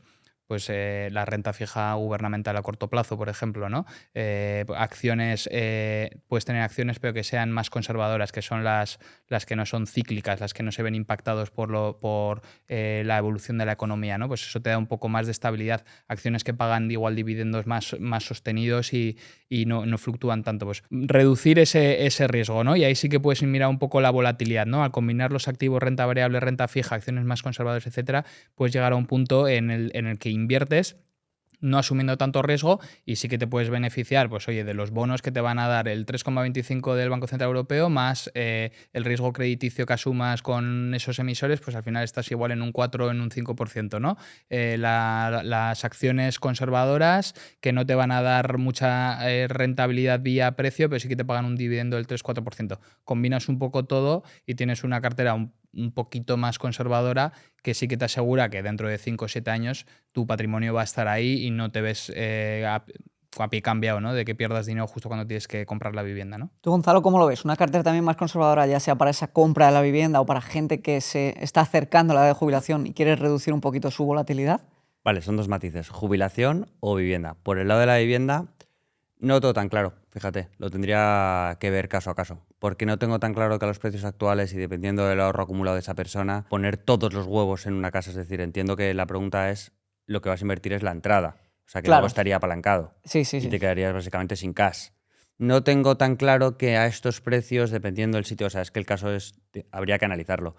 Si es un caso normal de una vivienda a un precio razonable, la tiene clara, localizada y va a ir para adelante sí o sí, yo en mi caso diría 50% Cobas selección, 50% Cobas renta, y si hay una caída del mercado tendría munición para seguir incrementando, partiendo de la base que dudo que a 7 años la posibilidad de perder dinero Con una cartera. es muy limitada. Claro. A 7 años. Muy bien. Solo por puntualizar, no me refiero a que esa persona vaya a reducir toda su exposición a bolsa, Ah, vale. sino que el ahorro que está canalizando para la entrada, porque yo jamás le recomendaría a nadie que tenga el 100% de su patrimonio en vivienda, que es un error muy típico Vale, español. ya, es que creía que iba por ahí, entonces yo he dicho, es que es muy español eso, Sí. totalmente de acuerdo. Sería vale, como estamos vía, alineados. como vía de apoyo para Vale. conseguir llegar a esa entrada lo antes posible. Sí, pues entonces lo que he dicho, un 50-50 con posibilidad de tener munición por si el mercado cae, que como he dicho en algún momento vendrá, no sé si será el año que viene, dentro de 2 años, dentro de 10 años, que es el ciclo más alcista más largo que hemos vivido, yo que por lo menos he vivido de largo, pero bueno, llegará. Entonces hay que tener munición para poder comprar. ¿Esa munición la consideras la parte de renta fija? Sí, Cobas Renta, que es un 90%,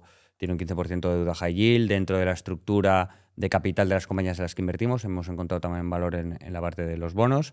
Treasuries americanos, bunds alemanes, algo de renta fija española, muy conservador, y un 10% de nuestra cartera selección, que es como la core. Para que la gente entienda por qué es interesante esa parte de la renta fija en caso de un mercado bajista en el mercado de acciones, ¿podrías explicar por qué la renta fija suele rendir mejor o subir o amortiguar un poquito la caída en momentos críticos del mercado de acciones? Se ha demostrado que no siempre es así. Y vuelvo al caso de 2022, que absolutamente todos los tipos de activos cayeron. Que es de los últimos 40 años, creo que había pasado 1 o 2 veces, no recuerdo ahora el dato. Pero la renta fija, por definición, un error muy común con el que me encuentro, que igual es muy básico, pero la gente establece renta fija como que no se mueve. Y lo único que la renta fija es que el cupón, es decir, el cash que te paga la entidad, es fijo. La renta variable se llama renta variable no porque es variable el precio, sino porque el cash que recibes viene derivado de un dividendo que depende de los beneficios de la compañía. No es que se mueva más o menos. Pero sí es cierto que lo que el mercado llama volatilidad, la renta fija históricamente tiene menos volatilidad. El precio se mueve menos. De tal manera que si vamos a invertir en un periodo, un horizonte temporal no muy largo, el riesgo de tener que sacar el dinero y que esté en pérdidas, aunque no haya una pérdida permanente de capital, como tú tienes que desinvertir, tienes menos riesgo de recibir menos dinero del que has invertido. No sé si me he explicado muy bien. Sí. ¿Habéis entendido? Sí. Es lo importante es al final que entiendan que el cupón es lo que es fijo, pero que si tú necesitas venderlo antes de tiempo, el precio de ese bono pues va a ir fluctuando. Y tú, Antón, para una cartera de jubilación, ¿cómo la verías? Porque es muy buen apunte el que ha hecho Gonzalo de que en 2022 fue el peor año histórico para la cartera 60-40, ¿no? 60 de renta variable, 40 fija, que es como la que históricamente más se utiliza para jubilación. Sí, aquí volviendo un poco a lo que decía antes, ¿no? De la planificación financiera y esa tolerancia al riesgo, ¿no? Asumiendo que estamos hablando de una persona de 25 a 30 años que está empezando a ahorrar todos los meses, yo sí que le diría que la cartera tiene que estar 100% enfocada en renta variable. No tiene por qué ser gestión pasiva, puede ser gestión activa con Cobas o una combinación de las dos, ¿no? Puedes decir otra gestora, ¿eh? No, otra gestora también, sí. Cualquier independiente me vale. Cualquier independiente que genere rentabilidades adicionales respecto al índice sobre el que invierten. Eso es lo importante. No pagues comisiones si encima te van a hacer perder dinero respecto a la gestión pasiva.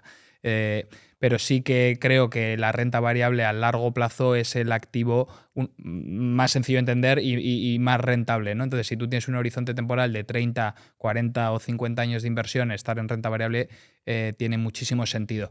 Luego aquí ya puedes entrar en si quieres hacerlo de una manera sencilla siguiendo el MSCI World y te inviertes en miles de empresas de los mercados desarrollados. Si quieres invertir en el ACWI, que tiene empresas de mercados desarrollados o mercados emergentes. Si quieres hacerte tú tu propia selección de ETFs en distintos sectores, también lo puedes hacer. Combinar gestión activa y gestión pasiva.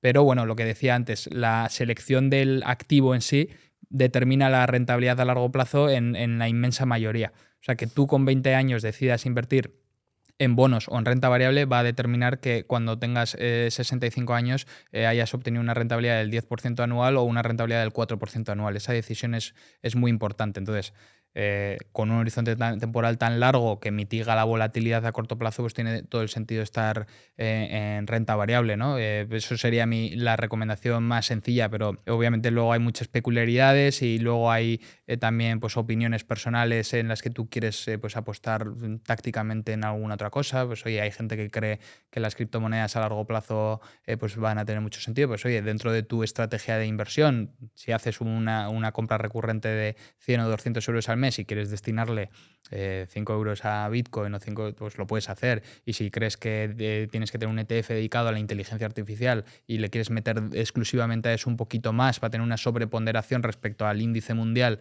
en ese tipo de empresas, pues lo puedes hacer, ¿no? Ahí ya hay un sesgo más personal. Respondiendo en corto, renta variable, todo obviamente para la jubilación para una persona joven. Vale. Hablando de inteligencia artificial, Gonzalo, ¿creéis que os quitará el trabajo y habrá inteligencias superiores que harán todo ese análisis de estudio? ¿O cómo veis que puede afectar al sector financiero en análisis de compañías? En análisis de compañías creo que puede ayudar a la automatización de ciertos procesos, sobre todo la parte del screening, cuantificación, tablas de Excel, automatización en la captura de lo que es la información, pero el análisis aún está lejos. No sé si llegará, no te sé decir, pero aún está lejos por las pruebas que hemos hecho. Sí es cierto que nosotros en Cobas lo estamos implementando a nivel de procesos, a nivel de back office, a nivel de frontal, tenemos un proyecto ahora para meterlo en el área privada. Creo que el nivel medio va a subir. No creo, sinceramente, está todavía muy verde, pero no creo que elimine tantos puestos de trabajo y los que va a eliminar van a ser los de bajo valor añadido. Nos va a exigir que todos subamos un poco el nivel, sinceramente. Creo que va a ser un cambio de tareas, no tanto de puestos, para poder enfocarnos en tareas de más valor añadido. Ejemplo práctico. Yo tengo un buzón de info y un 900 al que los clientes, que son casi 30.000, llaman y encima nosotros comercializamos directamente, es decir, nos llaman a nosotros, a la oficina. Hay muchas preguntas que que identificamos que no está aportando valor el equipo a ese cliente y que realmente una máquina puede contestarlas. Es un chatbot a la antigua, pero que aporta un poquito más de valor. Eso que va a permitir no es que desaparezca el puesto de trabajo de esa persona de relación con inversores, es que esa persona va a poder dedicar su tiempo a otras tareas de más valor, que le permitirán además crecer profesionalmente. Entonces, ¿veo riesgo? No, veo como una oportunidad, como fue Internet en su momento. O sea, el principal riesgo es pensar que esta vez va a ser diferente. Es una revolución, por supuesto, que trataremos de adaptarnos, pero el puesto de analistas, por contestar a la pregunta concreta, no creo que lo quite. O sea, la parte artesanal está ahí. Una de las ventajas de los ETFs en España, porque esto es algo que creo que solo pasa en España, es que no se puede hacer traspasos entre ETFs sin pasar por Hacienda. Y en cambio, en los fondos sí. Últimamente, la deriva que llevamos de tema de impuestos, que han subido los tipos del ahorro y todo esto, no sabemos si nos la mantendrá mucho tiempo a esto de los fondos. Pero, ¿qué le diríais a nuestros políticos de todos los signos que hay para que sigan subiendo, para que paren de subir los impuestos al ahorro y entiendan que la gente debe capitalizarse y que cuantas menos trabas les pongamos, pues mejor para toda la sociedad, ¿no? Sí, yendo a la traspasabilidad de los fondos de inversión, sí que es una grandísima ventaja y que todo el mundo debería poder beneficiarse de esa, no me sale la palabra, pero diferir los impuestos porque te permite beneficiarte del interés compuesto de una manera más eficiente. A mí me da pena que esté solo centrado en los fondos de inversión y no entiendo muy bien por qué. Y ahora me explico. Creo que si tú quieres incentivar el ahorro de todas las personas, deberías hacerlo de una manera que todo el mundo se pueda beneficiar seleccionando un gestor o no, o seleccionando un instrumento concreto o no. ¿Por qué yo no me puedo beneficiar de un ahorro eficiente si quiero tener el dinero en la cuenta de efectivo? ¿Por qué tengo que pagar sobre mis intereses rendimiento sobre el ahorro, ¿por qué tengo que pagar impuestos sobre ese rendimiento mensual, ¿no? Me parece un poco injusto. O si quieres comprar bonos del Estado o cualquier otro tipo de activo, ¿por qué tienes que pagar impuestos? Y con los fondos de inversión sí que puedes cambiar de distinta clase de activo haciendo un traspaso y moverte de un fondo de renta variable a un fondo monetario, etcétera. A mí, dentro de que es una gran ventaja, me gustaría que fuese para todos, ¿no? Y de hecho hay muchos países que tienen esas herramientas a disposición del ahorrador a largo plazo, ¿no? Pues en Estados Unidos tienes la cuenta 401k, que tú al final metes dinero ahí, que tiene ventajas fiscales y luego lo inviertes tú como quieras. Pero no entiendo muy bien esa relación con ventaja fiscal asociada a industria de gestión, ¿no? Y lo mismo con los planes de pensiones. Tienes ventajas fiscales, pero estás obligado a comprar un producto concreto que tiene que estar gestionado por entidades, ¿no? Pues a mí me da pena que no se libere un poco esa capacidad de ahorro. Y luego, en cuanto a la subida de impuestos al ahorro, pues al final, ¿qué consiguen? Pues desincentivan el ahorro, ¿no? Porque al final, si tú tienes una carga fiscal muy importante sobre tus beneficios, ya estás asumiendo riesgo a la hora de invertir y tienes que tener toda esa paciencia y estás pagando comisiones, etcétera. Si encima luego te están quitando una parte muy importante de esos beneficios, pues obviamente desincentivas. Dices, a mí ¿para qué me va a compensar asumir este riesgo, pagar estas comisiones, si encima luego se me va una parte importante, ¿no? Y al final esa percepción de no me compensa, combinado con lo que mencionábamos antes de impacto de la inflación sobre el dinero y la falta de que la bolsa trabaje para ti y te proporcione esa revalorización, pues esa combinación es un poco diabólica y da mucha pena verlo. Y sobre todo porque yo creo que va a haber una necesidad, y yo ya he hablado muchas veces de este tema, pero el sistema público de pensiones español, obviamente pues siguen cumpliendo todas sus obligaciones con todos los jubilados, pero está muy tensionado a día de hoy y al final ¿Qué políticamente correcto? ¿Tensionado? Quebrado. tensionada. ¿El qué? Quebrado. Quebrado, sí. O sea, al final, si tú miras cómo se pagan las pensiones públicas en España, una gran parte de ese dinero viene de transferencias directas del Estado. ¿Esto qué significa? Que el Estado, recaudando impuestos, en lugar de utilizar esos impuestos en infraestructura, en educación, en sanidad, en emprendimiento, en acceso a la vivienda, lo transfiere a la Seguridad Social para que la Seguridad Social pague las pensiones públicas. Ya no se pagan las pensiones públicas con las cotizaciones de los empleados en activos, ya no es verdad. Hay una gran parte que viene de los impuestos. Y lo peor de todo es que desde 2024 a 2044 el número de personas que cumplen 67 años va a ir subiendo todos los años. Ahora está en 500.000, anualmente va a ir subiendo y para 2044 van a cumplir 67 años alrededor de 750.000 personas. Que encima tienes a todo el baby boom incorporándose a esa masa de pensionistas que tienen el derecho a recibir su pensión porque han cotizado muchos años, se les ha prometido y tal. Entonces, la tensión que va a sufrir las arcas municipales, o sea, no municipales, estatales, seguridad social, Estado, va a ser brutal. Entonces, por lo menos incentiva que la gente ahorre, por si acaso. Y el problema es aún peor porque el drama no es simplemente que se pague con los impuestos, porque oye, cada uno en su casa decide cómo gasta el dinero que entra. El problema es que el Estado ni con los impuestos tiene dinero suficiente para hacer frente a todos esos gastos que tiene dentro del Estado y cada vez pues tiene más deuda para sufragar las pensiones, sufragar todo este tema de las infraestructuras y al final pues a más deuda, más inflación y más impuestos y entonces están hipotecando a las generaciones futuras. Y ostras, una manera un poquito inteligente de solucionarlo sería fomentar ese ahorro individual para que el sistema de pensiones efectivamente estuviese menos tensionado, ¿no? ¿Tú cómo lo ves, Gonzalo? Has hecho ahí una aportación muy buena con el tema de que no está tensionado, sino que está quebrado.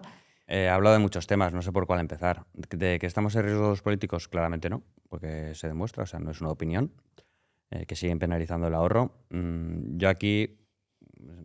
Creo que lo sabéis, en Value School tenemos una línea que más allá de los libros de inversión también tenemos publicaciones políticas liberales, o sea, promovemos las políticas liberales, entonces todo lo que sea quitar la libertad, estoy totalmente de acuerdo con lo que dice Antón, de que debería ir más allá de los fondos de inversión y debería haber herramientas financieras que permitan un ahorro a largo plazo con ventajas fiscales.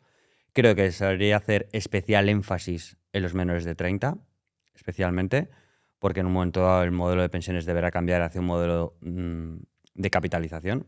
Yo creo que transitaremos por un modelo mixto, o eso es lo que estimo.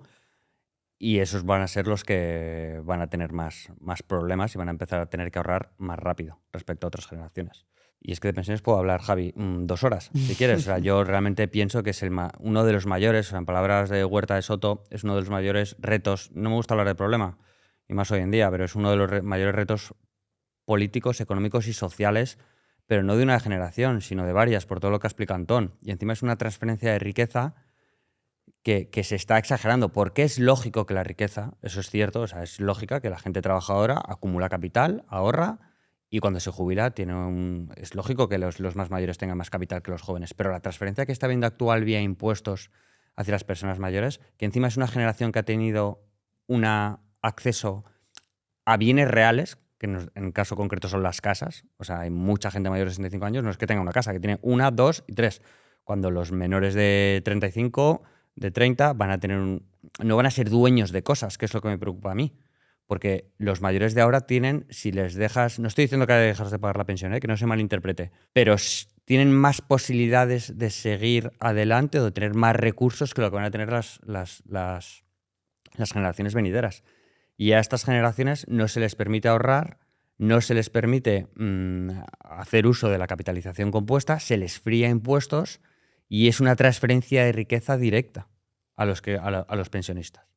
Que por supuesto que tienen que recibir su pensión, pero lo que yo digo es que hay que cambiar el modelo. Eso por un lado. Entonces, por eso creo que es un reto intergeneracional, porque va a haber un momento en el que los jóvenes se quejen de esta situación. Yo creo que esto también viene por la parte de educación financiera, que no son totalmente conscientes de esta situación. Luego es un reto político porque es un problema que además lleva o tiene que tomarse decisiones a 10, 15, 20 años vista. Puede que incluya incluso a 2 generaciones esa transición. Y el mandato que le damos a nuestros políticos es por 4 años, teniendo a la vez o poniendo encima de la mesa que deben estar por 9, 10 millones de pensionistas, que es un montón de gente que vota. De tal manera que ¿quién va a tomar la decisión de cambiar este modelo? Y social porque como dice Antón, es que el que se sigan pagando este modelo de pensiones va a quitar recursos para otras cosas que igual son más necesarias. Por eso el reto político, económico y social. Lo veo súper interesante y yo creo que otro día podemos hacer otro podcast solo sobre pensiones y ver cómo cada uno puede aportarnos un tipo de solución para ver si el día de mañana, por favor, que ojalá se pueda ir transicionando poco a poco sin incumplir con lo que se ha prometido, pero favoreciendo que haya una generación en la que se pueda hacer esa transición gracias a ayudarles con la capitalización, con el ahorro, con menos impuestos quizá.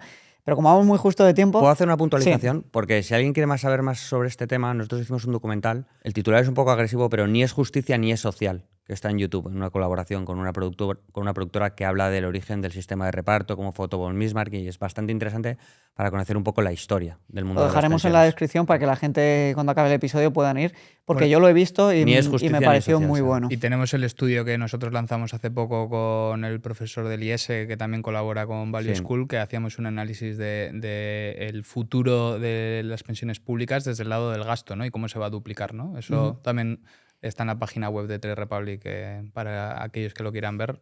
Súper interesante. Lo dejaremos todo en la descripción para que le echéis un vistazo porque ambos recursos son muy, muy buenos. Y vamos a ir con una ronda de preguntas muy rápida. Tenemos poquito tiempo, así que... Eso es Antón, que se enrolla mucho. Todos. Así que dentro de lo posible seamos lo más breves. Lo primero de todo, revelar vuestra cartera de inversión. ¿Podéis? Yo puedo revelar lo que es público. Pues es una cartera totalmente diversificada. Ya he comentado que tenemos exposición a Asia, tenemos exposición a la energía, por todo el ciclo de capital que queremos que no entrando inversión, sobre todo en petróleo y gas. No quiero que se quede con que es una exposición a la commodity, realmente son servicios, infraestructuras, etcétera. De hecho, que es bastante público, que nuestra principal posición es Golar, que se dedica a la licuefacción flotante. Tenemos exposición a empresas que han estado dañadas por el Brexit, como pueden ser Babcock de defensa y la antigua Dixons, no me sale ahora el nombre, Carris, que es retailer que vende sobre todo tecnología. Hemos incrementado la exposición dado el múltiplo exigente al que valoran determinados sectores para darle un toque más defensivo a farmacéuticas que han estado muy, muy penalizadas.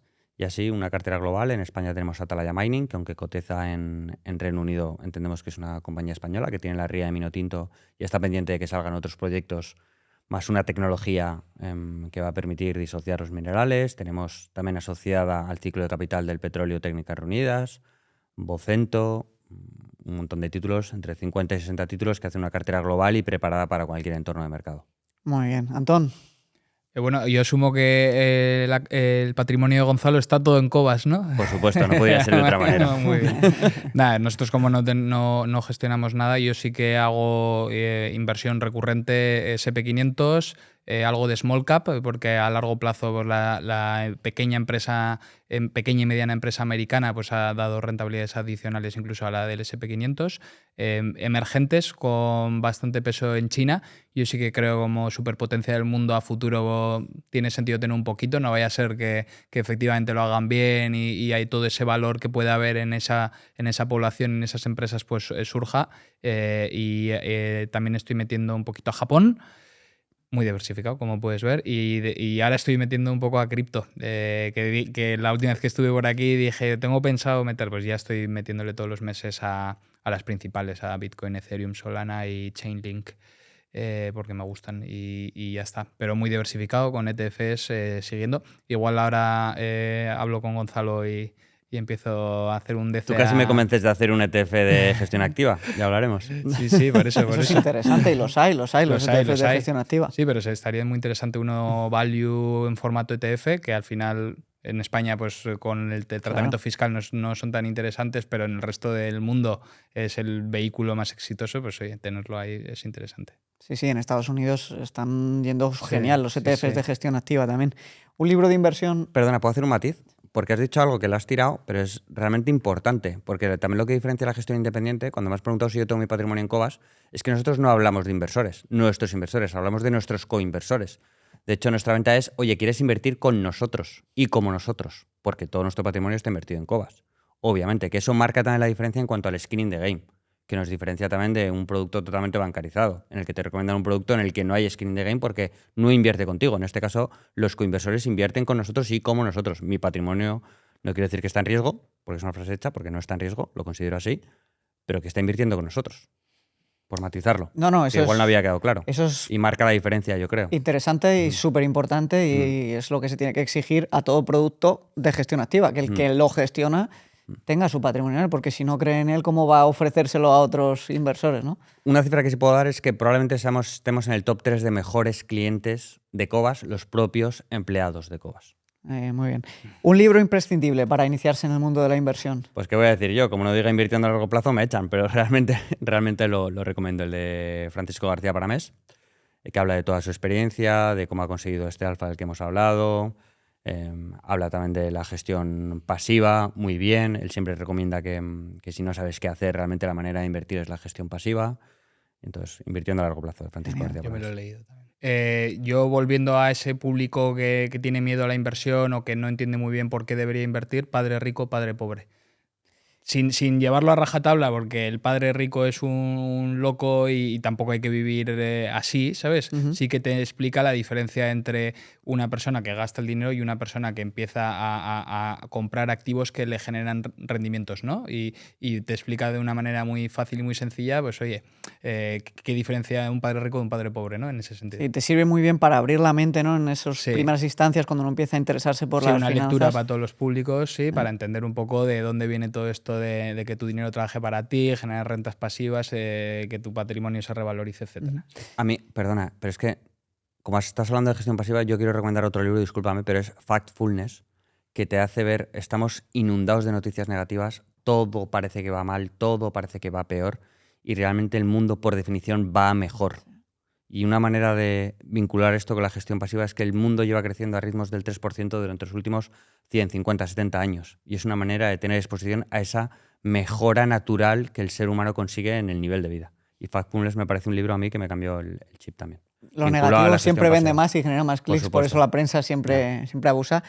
Y Gonzalo, ¿podrías hablarnos un poquito más del esquema de comisiones y del economics de Cobas y como gestora? Vale, pues la verdad es que la nueva estructura de comisiones que anunciamos hace unos años fue una idea que teníamos desde el origen de Cobas. De hecho, yo creo que la primera conferencia anual no anunciamos. Ha sido no quiero hablar de pelea, pero ha sido una negociación con el regulador, con Dirección General de Tributos. Al final tenemos diferentes clases y es ser un poco coherente con nuestro mensaje. Porque nosotros cuando nos sentamos con un coinversor, si le pedimos paciencia, pues creíamos que esa paciencia tenía que ser recompensada, de tal manera que entras en la clase D al 1,75, pasan 3 años, pasas al 1,50, pasan 5 años al 1,25 y al séptimo año ya te quedas en la clase A, que es la clase que se queda al 1%.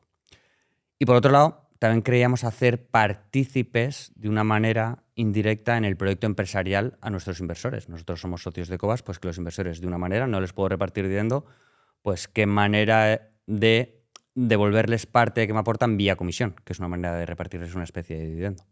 Lo O sea, interesante es ser coherentes con nuestra además, manera. cuando la gente ve la rentabilidad, debe entender que la rentabilidad que ya se transmite es neta de comisiones. Siempre es neta de comisiones. Así nos lo establece el regulador.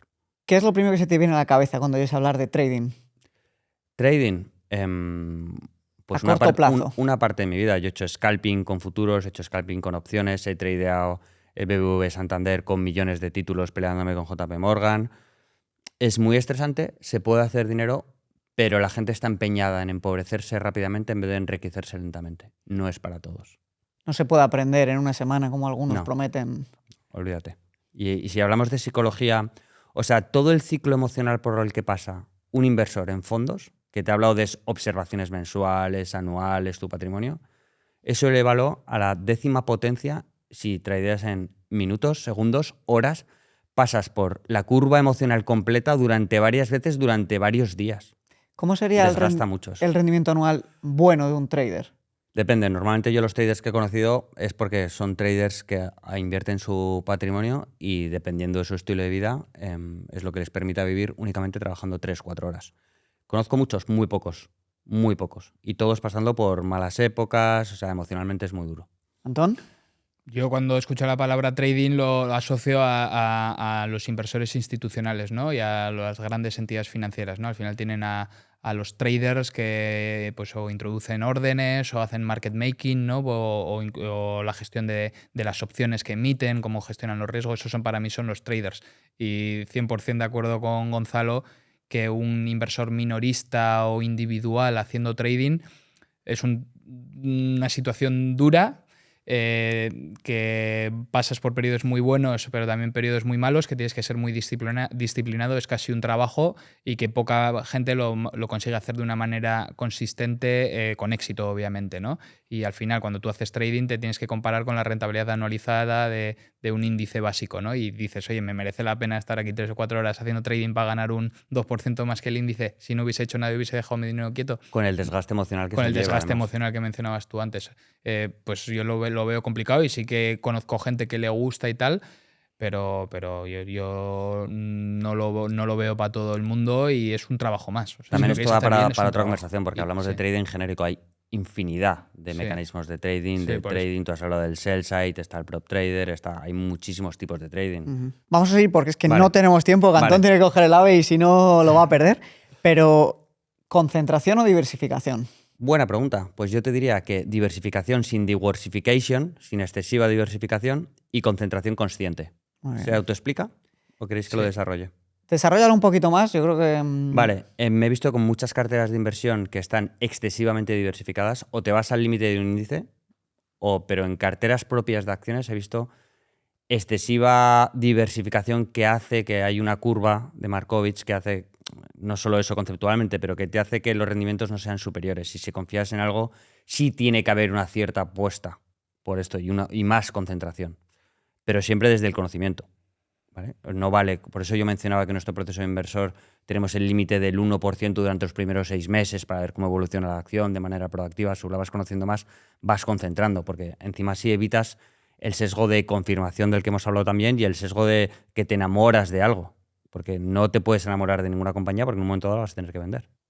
Yo abogo por la diversificación para el público en general. ¿Y por qué? Porque la concentración es la principal manera de acumulación de riqueza, pero es la principal manera de destrucción de patrimonio también. Y esto lo ves con empresas que hace años eran empresas pioneras, como podía ser BlackBerry, y ahora no son nada. Entonces, si tú acumulas tu patrimonio en una acción como puede ser BlackBerry y luego BlackBerry deja de estar en la cúspide y pasa a ser una empresa secundaria o quebrar, pues tu patrimonio se destruye, ¿no? Entonces yo creo que la mayoría de ahorradores e inversores no se puede permitir ese riesgo de concentración. Yo creo que tienes que diversificar la mayoría de tu patrimonio y luego puedes elegir que una pequeña parte esté algo más concentrada en acciones que tú elijas o incluso en en gestores activos, ¿no? Y puedes decir, ¿por qué? Pues porque esa concentración, y yo creo que uno de los factores de rentabilidad adicional de los gestores activos a veces viene dado de concentración en unos poquitos valores, que no significa que no esté diversificado, estás concentrando en empresas en las que hay un gran convencimiento. Entonces, esa concentración de un gestor value o una gestión activa te puede aportar esa rentabilidad adicional respecto al índice, pero no sé si para el público en general concentrarse en acciones, sin duda no, concentrarse en un único gestor tampoco lo recomendaría, y yo creo que tienes que tener bien diversificado todo, y luego que la diversificación puede venir por gestión pasiva o por gestión activa. ¿100% invertidos o esperar a caídas para invertir? Sin lugar a duda, 100% invertidos. 100% invertidos. Si te pierdes los 7 mejores días del S&P durante los últimos, no me acuerdo de la cifra, pero tu rentabilidad bajaba de en torno al 10 al 7. O sea, 100% Y que no hay invertido. ningún buen momento para entrar, porque cuando está cayendo la bolsa o parece que el mundo Da se mucho acaba, miedo. nadie quiere entrar y hay mucho miedo, y luego cuando ha subido un 30% dices, voy a invertir ahora que ha subido un 30%, y luego te vuelve a subir un 20% al Hay año una siguiente. frase sobre esto, es timing the market versus timing the market. ¿Inversión pasiva o inversión activa? Las dos. Yo las dos, pero algo de lo que hemos hablado es que la gestión pasiva suele actuar mejor en mercados eficientes. Si me fuera un mercado americano, y quisiera invertir en el mercado americano, por supuesto que invertiría en una gestión pasiva, pero sí creo que hay mercados menos eficientes que el americano, que igual sí buscaría gestores locales que puedan aportar valor a largo plazo. Súper interesante. Pues nada, dar las gracias tanto a Antón como Gonzalo por estar hoy aquí. Creo que han contado un montón de cosas muy interesantes de las que se puede aprender muchísimo. Os animo a todos a que vayáis a echar un vistazo a Trade Republic, a Cobas, también a Value School, donde hacen una labor buenísima de educación financiera, y espero que lo encontréis tan útil como para que compartáis el episodio, que así es como nos ayudáis a que cada vez pues, más personas se animen a invertir su dinero, a ahorrar a largo plazo y a crear un colchón alternativo al de la hipotética pensión del Estado. Y ha sido un placer teneros aquí, así que muchas gracias a los dos. Muchas gracias a ti. Muchas gracias, Javi.